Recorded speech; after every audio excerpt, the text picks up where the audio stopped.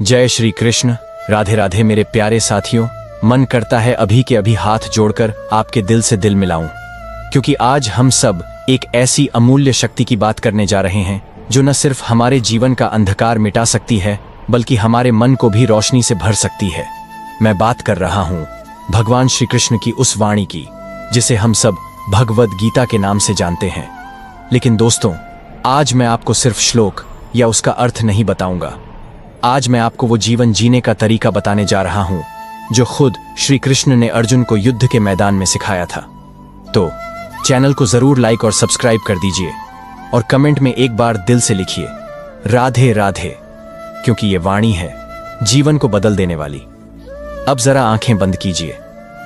कल्पना कीजिए आप जीवन के किसी मोड़ पर खड़े हैं, कभी रिश्तों की उलझन में, कभी मन की बेचैनी में, कभी जिम्मेदारियों के बोझ में दबे हुए, या कभी बस खुद से ही हार चुके। क्या आपने कभी ऐसा महसूस किया है? अगर हां, तो समझ लीजिए आप अर्जुन हैं और आपके हर सवाल का जवाब, हर उलझन की सुलझन और हर डर की ढाल श्री कृष्ण की वाणी में छुपी है। अर्जुन भी टूटा हुआ था, घबराया हुआ था, उसके हाथ कांप रहे थे, धनुष छूट रहा था, वो लड़ नहीं सकता था। लेकिन फिर कृष्ण बोले, और जब कृष्ण बोले तो एक युद्ध के मैदान में ज्ञान की गंगा बह निकली। कृष्ण ने क्या कहा? उन्होंने कहा, कर्म कर, फल की चिंता मत कर। दोस्तों, क्या आप जानते हैं हम में से ज्यादातर लोग दुखी क्यों रहते हैं? क्योंकि हम हर चीज का फल पहले सोचते हैं। हम काम करते नहीं, हम बस नतीजे का डर लेकर चलते हैं। मान लीजिए आपने कोई नया काम शुरू किया, दुकान, नौकरी, रिश्ते, कोई सपना, और आप दिन रात यही सोचते रहे कि क्या होगा अगर मैं हार गया? तो आप जीतने से पहले ही हार जाएंगे। कृष्ण कहते हैं, तेरा अधिकार सिर्फ कर्म पर है, फल पर नहीं। यानी तू मेहनत कर, पूरे मन से कर, ईमानदारी से कर, लेकिन फल उसे भगवान पर छोड़ दे। क्यों? क्योंकि जब आप फल की चिंता छोड़ देते हैं तब आप पूरा मन लगाकर कर्म कर पाते हैं, और वहीं से सच्ची सफलता की शुरुआत होती है। देखिए, अगर बारिश करनी है तो बादलों को कभी खेत से इजाजत नहीं लेनी पड़ती, वो बस अपने वक्त पर बरसते हैं। उसी तरह जब हम अपने कर्म पर फोकस करते हैं तो फल अपने समय पर बरसता ही है। तो सवाल उठता है, क्या हमें कोई अपेक्षा नहीं रखनी चाहिए? नहीं, कृष्ण ने अपेक्षा से नहीं, अटैचमेंट से मना किया। उन्होंने कहा, तू कर्म कर, पर उसमें ऐसा ना उलझ कि उसका फल तुझ पर हावी हो जाए। देखिए दोस्तों, हम हर रिश्ते से, हर काम से, हर फैसले से जुड़ जाते हैं। इतना जुड़ जाते हैं कि अगर वैसा नहीं हुआ जैसा चाहा तो हम टूट जाते हैं, और फिर मन कहता है, क्या जरूरत थी करने की? तभी तो श्री कृष्ण ने कहा, जिसे तुम तुम्हारा मानते हो वो कभी तुम्हारा था ही नहीं, जो आया है वो जाएगा ही। कितनी गहरी बात है ना। आज हम जिसे अपना समझते हैं, रिश्ते, पैसा, सम्मान, शरीर, सब कुछ, वो सब इस जीवन के किराएदार हैं। मालिक तो बस एक ही है, भगवान। अब सोचिए, अगर ये शरीर भी हमेशा का नहीं तो बाकी चीजों से इतना मोह क्यों? कृष्ण कहते हैं, जो हुआ अच्छे के लिए हुआ, जो हो रहा है वो भी अच्छे के लिए हो रहा है, और जो होगा वो भी अच्छे के लिए ही होगा। ये सिर्फ शब्द नहीं है दोस्तों, ये उस व्यक्ति की बात है जिसने संपूर्ण ब्रह्मांड को चलाया है। अब एक पल को रुकिए और अपने जीवन में उन लम्हों को याद कीजिए जब कुछ आपके मन के मुताबिक नहीं हुआ, पर फिर कुछ महीनों बाद क्या आपको नहीं लगा कि अरे, अच्छा हुआ जो वैसा नहीं हुआ? बस वही दृष्टिकोण कृष्ण दे रहे हैं। जो बीत गया वो शिक्षा था, जो चल रहा है वो अभ्यास है, और जो आने वाला है वो इनाम हो सकता है अगर आप धैर्य रखो। अब अर्जुन की एक बात और समझते हैं। अर्जुन कहता है, मुझे समझ नहीं आ रहा मैं क्या करूं, मेरा मन विचलित है। क्या आपने कभी ऐसा महसूस किया? मन स्थिर नहीं रहता, कभी गुस्सा, कभी डर, कभी निराशा। तो कृष्ण ने जवाब दिया, मन तो चंचल है, लेकिन अभ्यास और वैराग्य से इसे काबू में किया जा सकता है। अभ्यास मतलब हर दिन थोड़ा सा बेहतर बनना, हर दिन थोड़ा सा संयम रखना, हर दिन थोड़ा सा शांत रहना, हर दिन थोड़ा सा खुद को टटोलना। और वैराग्य मतलब जो भी तुझे खींच रहा है उससे धीरे धीरे दूर जाना। ये एक दिन में नहीं होगा, पर अगर आप रोज 1% भी खुद पर काम कर लें तो एक दिन आप वो बन जाएंगे जो कभी आपने खुद की कल्पना भी नहीं की थी। अब एक और गहरा सवाल, मैं कौन हूं? कृष्ण कहते हैं, तू न ये शरीर है, न नाम, न पद, न रूप, तू आत्मा है। आत्मा जो कभी जल नहीं सकती, कभी कट नहीं सकती, कभी मर नहीं सकती। तू वो है जो न कभी जन्मा था, न कभी मरेगा। और जब आप इस बात को महसूस करते हैं तो आपके भीतर एक अजीब सी शांति उतरती है। फिर ना आप दुनिया से डरते हैं, न हार से, न रिश्तों के खोने का दुख होता है, न सफलता का घमंड, क्योंकि आप समझ जाते हैं कि आप सिर्फ एक पात्र हैं और इस संसार का निर्देशक कृष्ण है। हम वहां से बात आगे बढ़ा रहे हैं जहां श्री कृष्ण ने अर्जुन को बताया, तू आत्मा है, तू अजर अमर है, तू इस शरीर से परे है। और जब अर्जुन को यह पहली बार समझ आने लगा तो उसके मन में कुछ और सवाल उठे।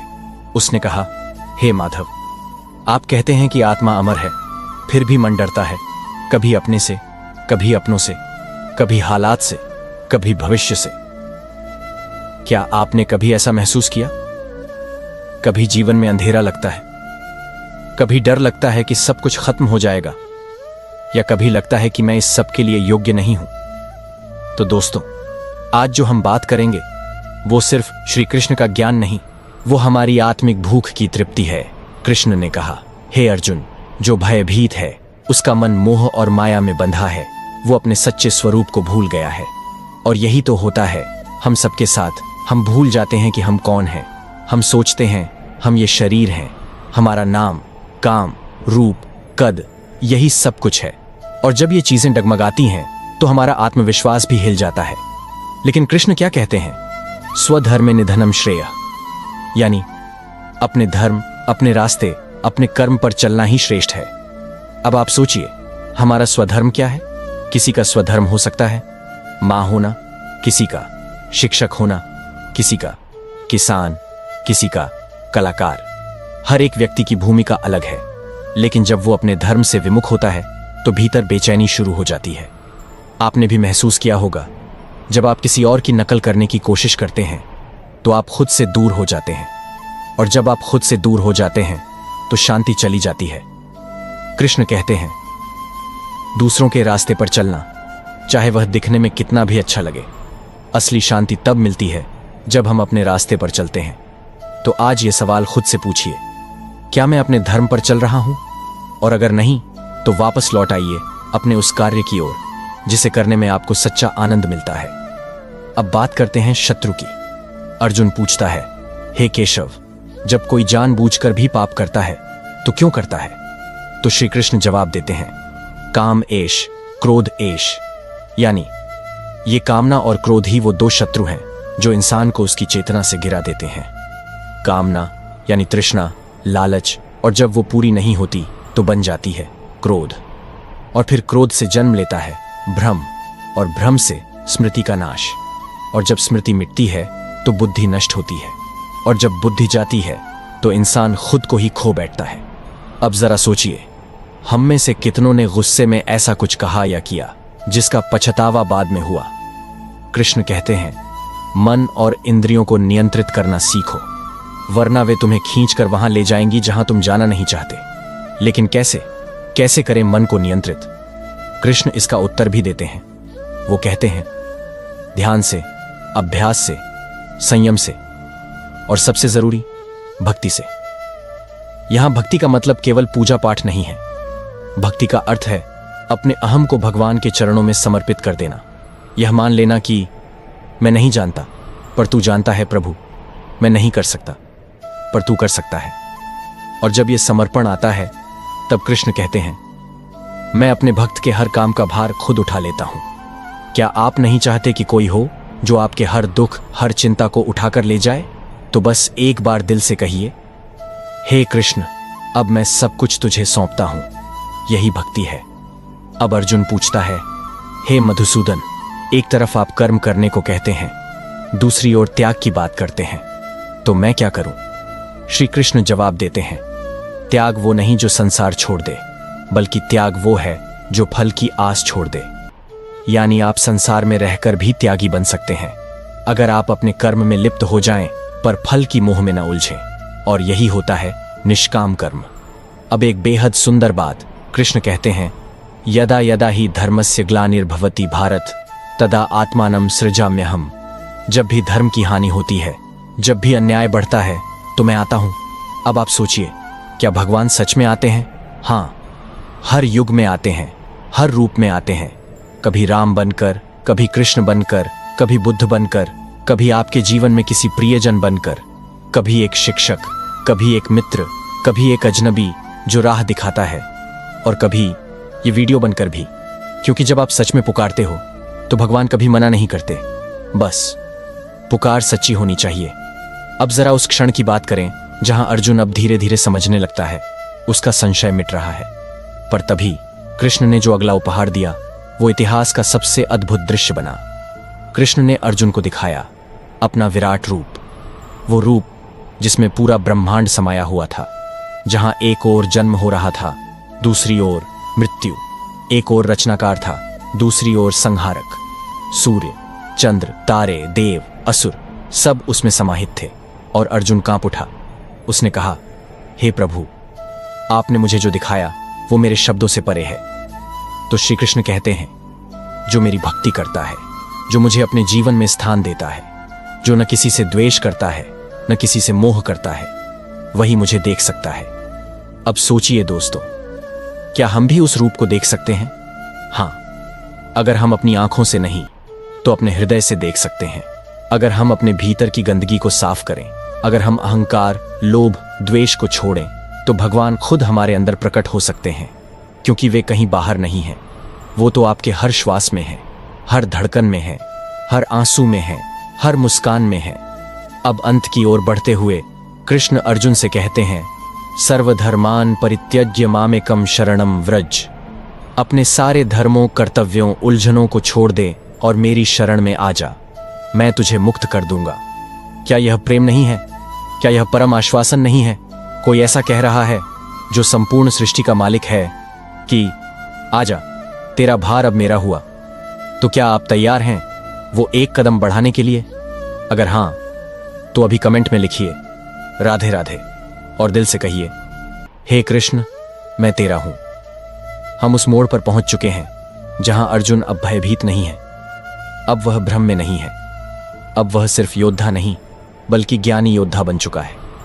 पर क्या इतना ही काफी है? श्री कृष्ण ने एक अंतिम कार्य किया, एक अंतिम दीपक जलाया, जिससे अर्जुन के भीतर का अंधकार हमेशा के लिए मिट गया।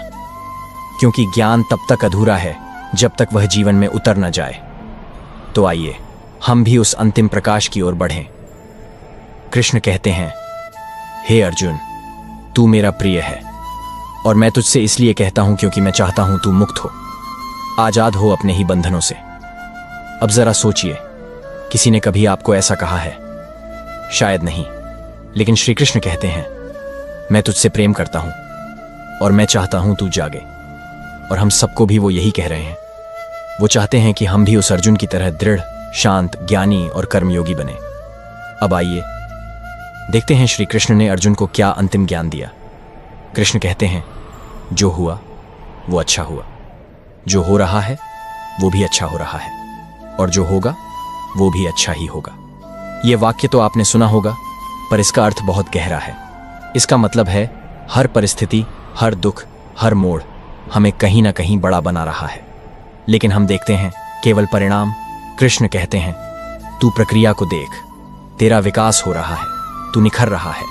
हर असफलता, हर पीड़ा तुझे मजबूत कर रही है। क्या आपने कभी ये अनुभव किया, जब कोई रिश्ता टूटा तो बाद में आप और परिपक्व हो गए, जब कोई अवसर छूटा तो किसी और रास्ते से और सुंदर चीजें आईं?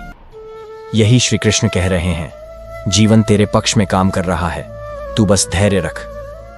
अब अर्जुन पूरी तरह बदल चुका था। वो अब केवल युद्ध के लिए तैयार नहीं था, बल्कि आत्मज्ञान से भरा हुआ था। उसने कहा, हे कृष्ण, अब मेरा मोह दूर हो गया है। अब मैं समझ गया हूं कि मेरा कर्तव्य क्या है। अब मैं लड़ूंगा निस्वार्थ भाव से तेरे बताए रास्ते पर। और तभी श्री कृष्ण मुस्कुराए, क्योंकि उन्होंने जो कहा था वो अब जीवन बन चुका था। तो अब सवाल ये है, क्या हम भी वो अर्जुन बन सकते हैं? क्या हम अपने जीवन के हर युद्ध में दृढ़ता, शांति और समर्पण के साथ उतर सकते हैं? हां, बिल्कुल बन सकते हैं। श्री कृष्ण ने हमें गीता के माध्यम से सिर्फ उपदेश नहीं दिए, बल्कि एक जीवन जीने की कला सिखाई। तो आइए हम इस अमूल्य ज्ञान को 5 बातों में समझते हैं, जो श्री कृष्ण ने हमें जैसे एक सखा, एक मार्गदर्शक के रूप में सिखाई है। पहली बात, आत्मा अमर है, भय भ्रम है। जब हम समझ जाते हैं कि हम शरीर नहीं बल्कि आत्मा हैं, तो दुख, डर और मरण हमें नहीं छूते। कृष्ण कहते हैं, न तू किसी को मार सकता है, न कोई तुझे मार सकता है। तू न जलता है न कटता है, तू शाश्वत है। सोचिए, अगर हम यही भाव अपने अंदर रख लें तो कौन सी चिंता हमें डिगा सकती है। दूसरी बात, कर्म कर, फल की चिंता मत कर। कर्म योग का यह मूल मंत्र है।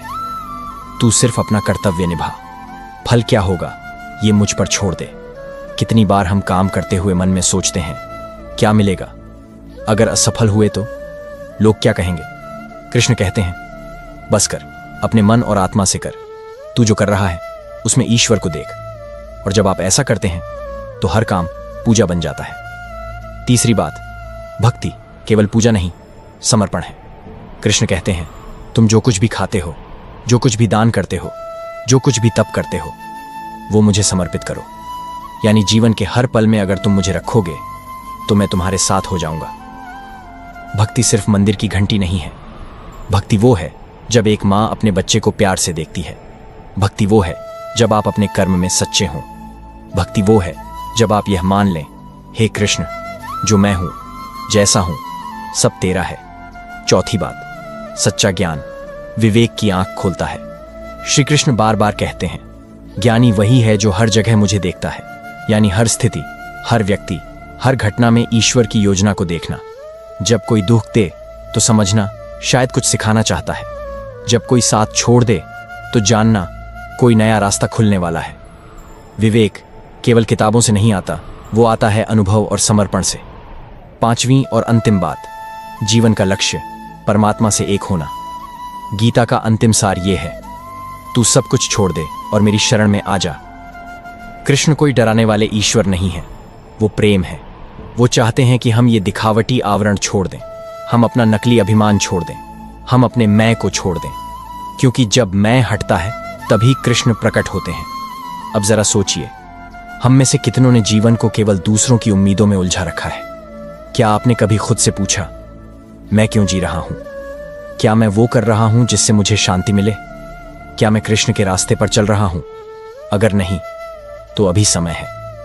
कृष्ण की ये वाणी केवल अर्जुन के लिए नहीं थी, ये आपके लिए थी। तो आज से हर सुबह उठकर कहिए, हे कृष्ण, आज का दिन तुझे समर्पित है।